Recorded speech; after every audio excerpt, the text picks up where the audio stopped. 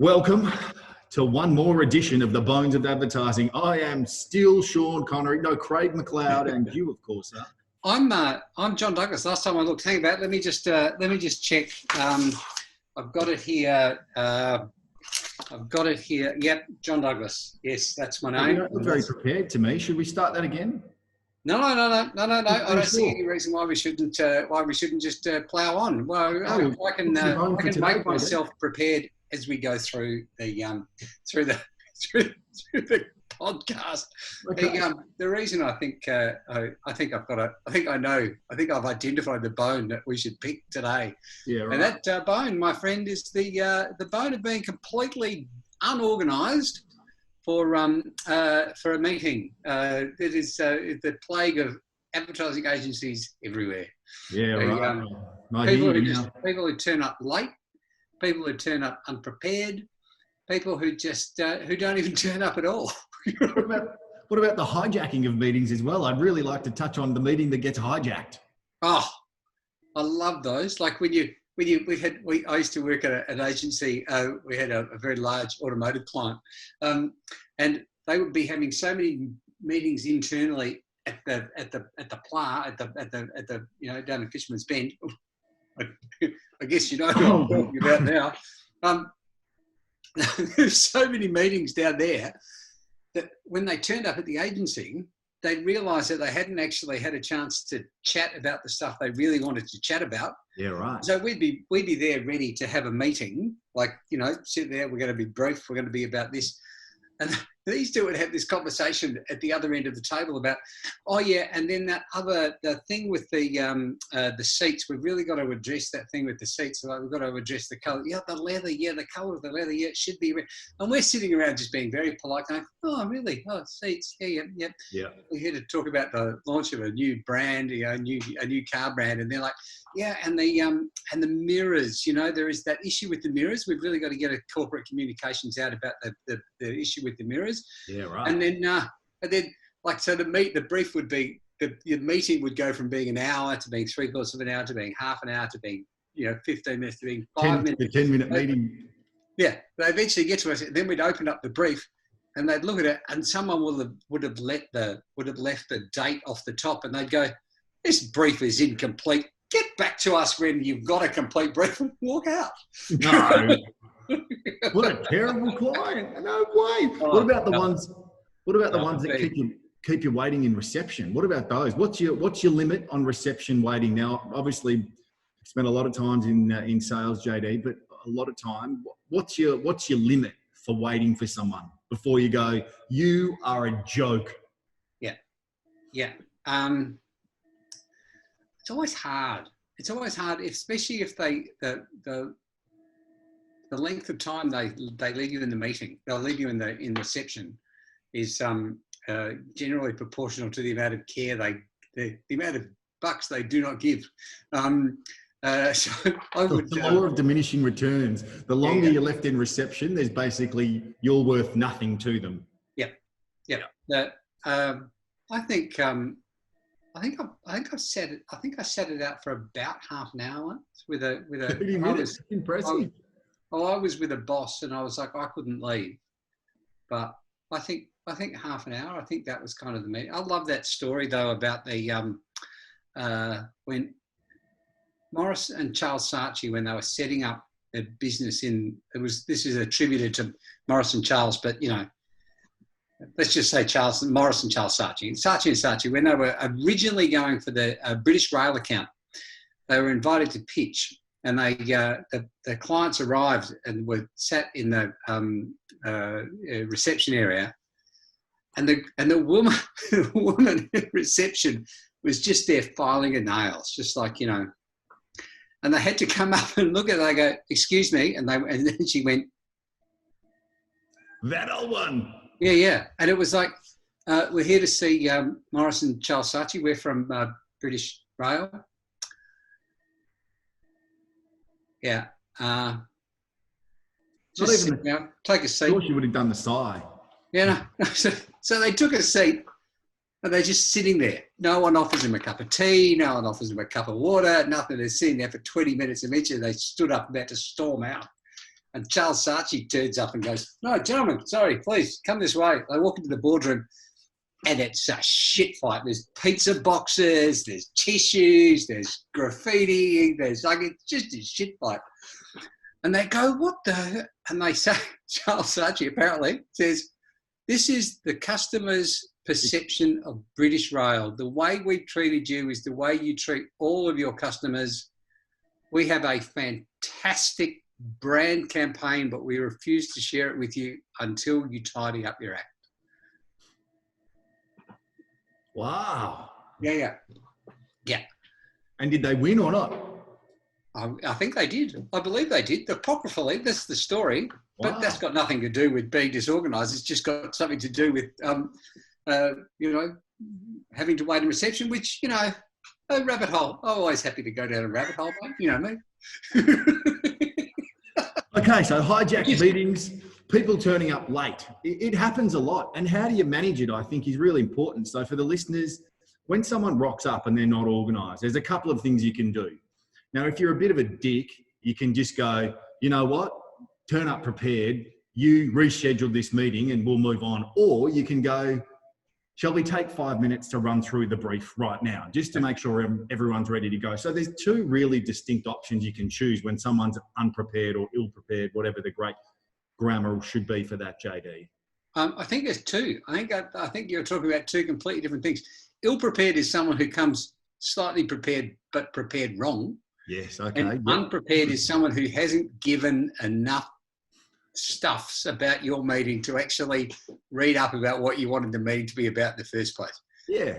And I think the degree to which you give them some of that leeway is really about how important they are and what else is going on in their world relative to what it is. So again, this morning you and I were on a meeting and I was listening to you talk about how relevant brands actually are to our best prospect. Like, where do we sit in their pecking order? Son who's got issues at school, they've got problems with the fish delivery. They've got, there's all this other stuff.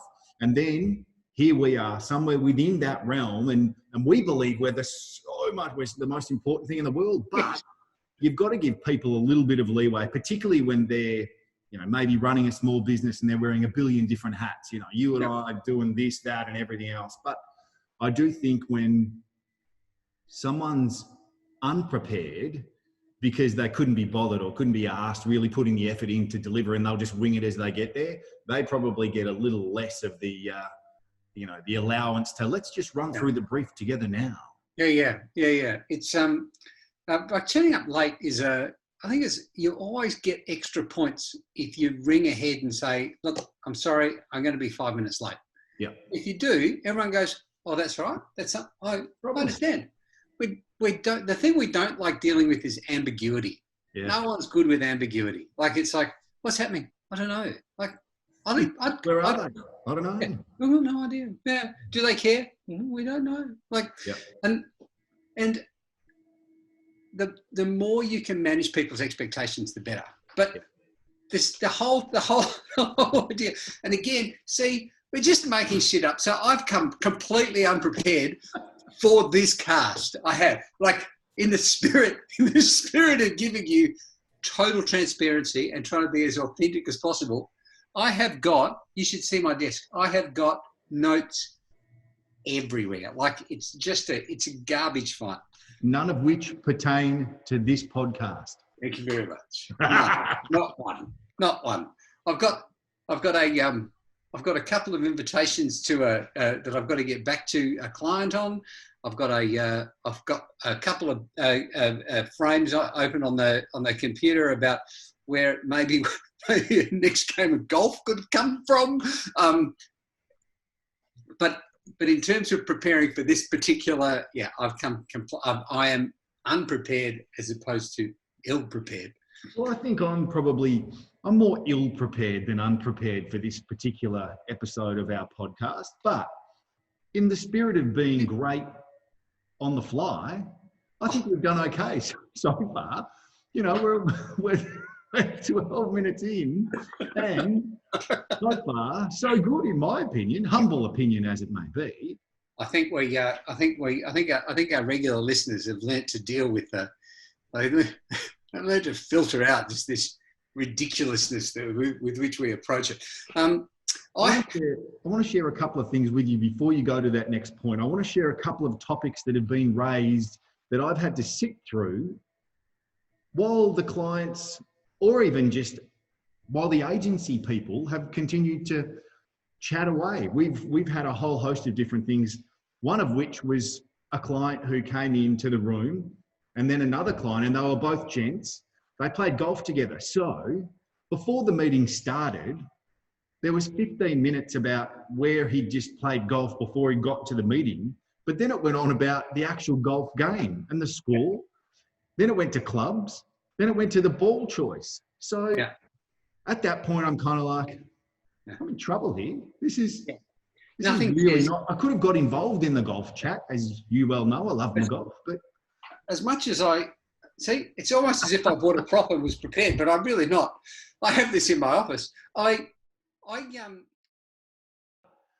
other one we were talking about earlier was shopping. Yep. Now, that I thought was ridiculous. Are we really talking about shopping before we're starting a meeting about an advertising campaign? But then I thought to myself, how can we spin this? So I kind of segued away and based on that and you buying those shoes, you've gone through conscious decisions. So what we're going to talk about today is how we're going to actually impact consumer brand consideration, and then boom, away. Just boom, straight into it. We basically grabbed the conversation and drew it out straight into some brand conversation and away. See, Dr. Smooth, like just slick. I'm talking about this over here, and before I know it, I'm actually back about what the meeting was about. Yeah. If only you could pull off that same trick with us. Yeah, like that would be good. I can't. Let me just share. I heard two really, really good tricks that people can use, and one is just to look at a meeting, like when you get those conversations that just kind of spiral out of control. So and it becomes very, very aware. You become very aware that some people have read what they're supposed to read, and other people are just kind of catching up, and other people haven't bothered and don't care and are just chucking in random opinions that actually have no bearing on the meeting at all. The best thing I ever saw was someone at the start of the meeting who was sort of chairing the meeting just reach out with a hand and say, I'm just going to take that conversation back. And it was like, and everyone went, oh, someone has taken control. Yeah, isn't that? Yep. And like the talking stick. Yeah, like the talking stick, the conch. The conch. Love the conch call, JD. Yeah. I was never able to blow a conch. No, you just fake it, mate. You use your voice. It's not actually coming out of the shell. Oh, really? Maybe that was my mistake. Maybe I thought rabbit hole again. Maybe I was trying to access my inner Pacific Islander. Yeah, your inner Hawaiian. Oh, yeah. And I'm not any good at that. The other, actually, I'll give you a little point and tick for that, or a little star. Yeah. I've got no idea where we're going. I've lost it. Where are you going? You had two stories. Yeah. The other story is one which I saw was employed at my very first agency. Two clients came in, and they were both. One of them had prepared for the wrong meeting. I think that's probably the best way to. His mind was kind of ahead in the next meeting he was going to have to go into, and so he was a bit distracted. And one of them had prepared for the meeting, but it was all there was, and there was always going to be a little bit of argy-bargy in the meeting anyway. And as soon as he became aware that the guy was the head of account service at this agency, as soon as he became aware that there was the conversation was actually going nowhere, about 10 minutes into the meeting, he's just said, look, gentlemen, I'm just going to go out on a limb here, and I think we should regroup.